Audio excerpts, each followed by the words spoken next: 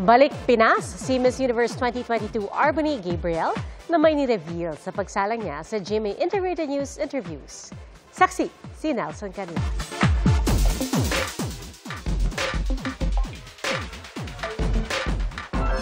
Miss Universe 2022 Arbony Gabriel is back in town. Pero this time, matagal-tagal daw siyang mananatili sa Pilipinas. You know what? This is my first time coming for a longer period of time and post Miss Universe 2.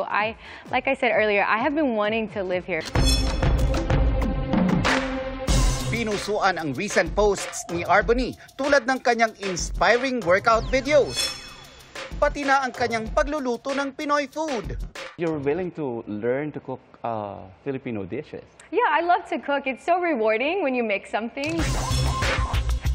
Kahit na laking USA, may ilang katangi ang Pinoy daw ang daladala ni Arbony. Nag-aaral pa raw siya ngayon ng Tagalog, pero growing up, may mga na-pick up daw siyang Pinoy words. I always call my best friends actually pinsan. We just, even though we call it ate, kuya, you know. Like, what else? What about I your always dad? remember, ay nako! Sa kanyang ilang buwan na pamamalagi sa Pilipinas, gusto raw libutin ni Arbony ang mga nagagandahang tanawin sa bansa.